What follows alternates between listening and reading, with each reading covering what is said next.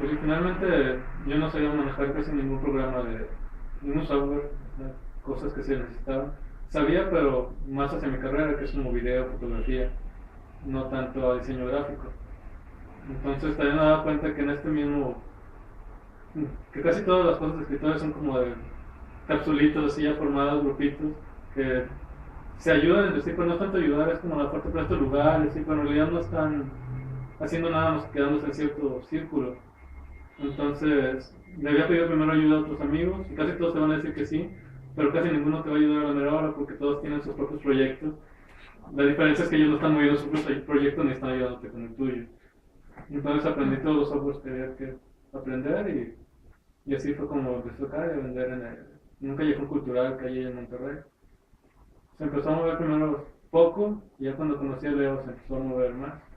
Nada más ahí sí tuve que tomar la decisión de que tenía los cuatro y cuál era el que le iba a preferencia y este me parecía mucho más escandaloso y por eso fue el que más difusión le hago. Me agradaba la idea de un viejito leyendo maldiciones y poder y culo y cosas. Y sí, lo metí nada más por meterlo. Me dieron mención honorífica y lo publicaron y tenía muchos errores, bastantes errores. Entonces después otro de los cuentos lo corregí, lo metí, me dieron este lugar, algo de dinero. Y ya, si ya como que está funcionando aquí, entonces no es tan malo. Y así fue como ya decidió si se fue el Bakuki.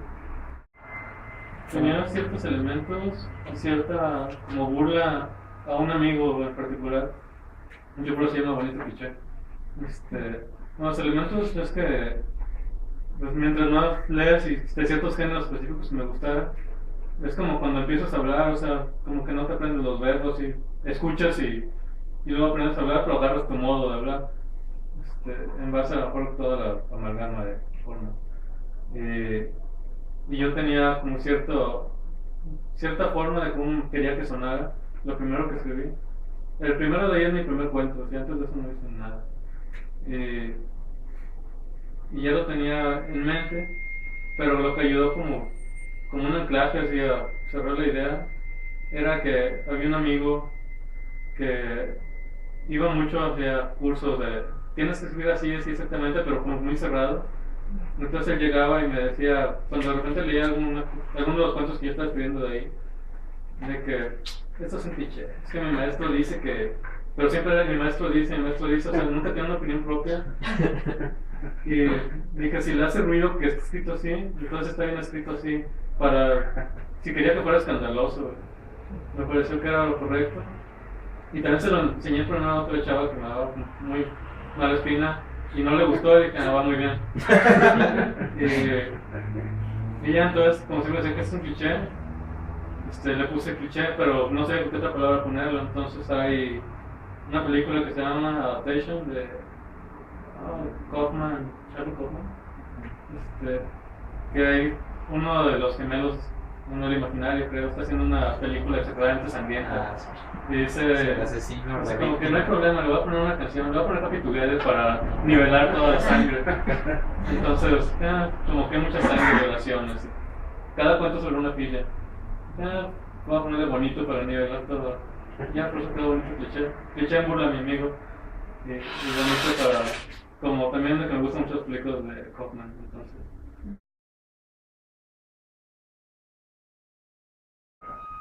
Pues nada más provoca incomodidad en ciertas personas y en otras los gancha, o sea, como está escrito de manera no tan común, según yo, en toda esa fuerza es muy visceral. O te pueden odiar o te pueden amar, ¿no? Así es, aunque creo que los que lo abren no le gustan y se lo dejan. De hecho, la primera línea que tiene creo que es un buen filtro para el libro. ¿Y cuál es la primera línea? Es la dedicatoria, dice a todas las niñas de nalgas bonitas. Bueno, eso es un filtro que si lo da a una señora, ya lo deja, o sea, según yo. Y me parece como suficiente, está lleno de maldiciones, lleno de sangre.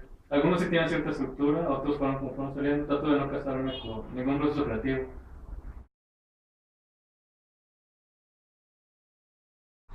Algunos, desde que lo empiezo a escribir, sé exactamente a dónde va a ir y cómo va a pasar por ahí.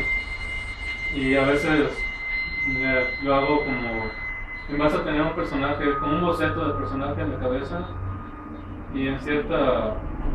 Todos tienen su banco de imágenes y de cosas. Es como hasta ahí casado, pero cuando casi que te dicen de que no puedo decirle a un carpintero que tenga una silla si el carpintero no sabe cómo es la silla. Entonces yo puedo escribir nada más lo que tengo en mi cabeza y trato de dejarle ese boceto de personaje en mi cabeza y de hacerlo a su antojo.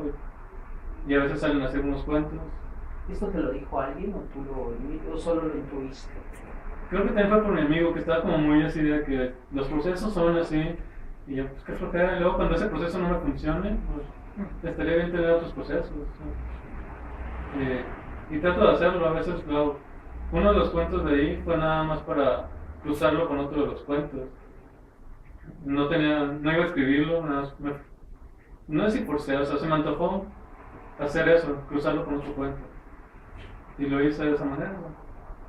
¿Cuáles son? El primero se llama Cynthia, que es el de la mención, y el otro se llama La Niña Bonita. Es como una historia que va ocurriendo paralela.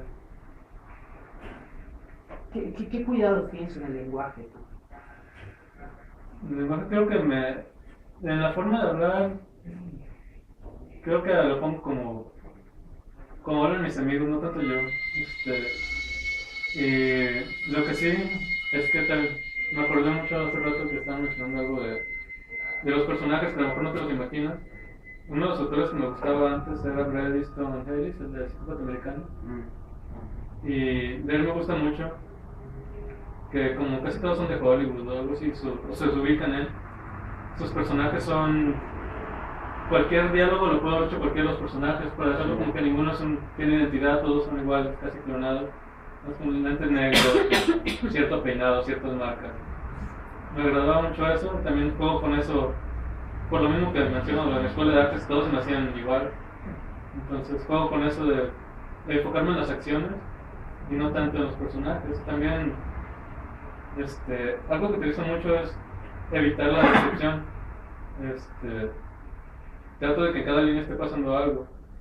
Evito la descripción, no estoy en contra, pero yo la evito en lo mío, porque me imagino que cuando deben haber empezado la literatura, pues obviamente no deben de haber existido fotografías ni nada.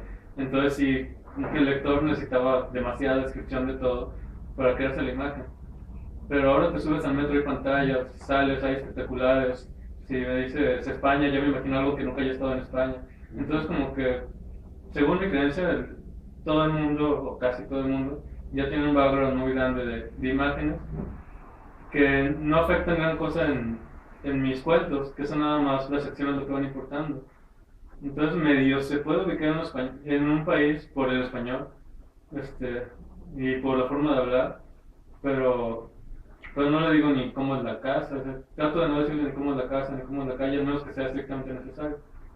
Para enfocarme en eso, en hechos, trato de que sean muy muy rápidos mis escritos y que estén de manera visceral. Incluso en las comas a veces las pongo donde supuestamente no deben de ir, porque me los imagino mucho platicados, como por eso de que decía que escribo para gente que no le gusta leer, pero esos que no les gusta leer generalmente son los que más platican.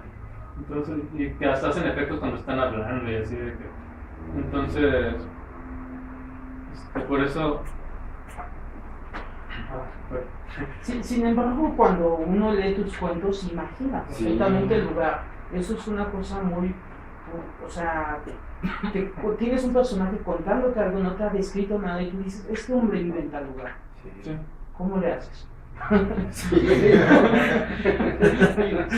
Pues puede que en base a sus deseos y a sus... digamos, son de pedofilia. Hace poco hablábamos de que en Alemania existe otra edad legal para acostarse con una joven, entonces a la ley a lo mejor no es pedofilia, entonces ya descartas Alemania, por decir. Creo que en base a los deseos del personaje. Hay uno que sí le pongo ahí Los Ángeles, ¿no? Porque trata de hacerte un boleto de los Lakers. Pero creo que es más que nada por la personalidad, los deseos. Cuando están jugando fútbol también, en uno que viene ese libro están jugando fútbol.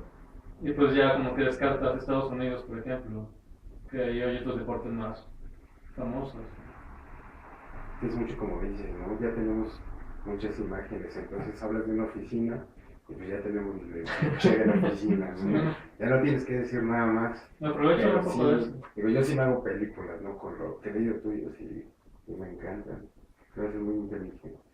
Exactamente en ese texto de La Niña Bonita, el personaje llega con una persona que trabaja en el CEMEFO.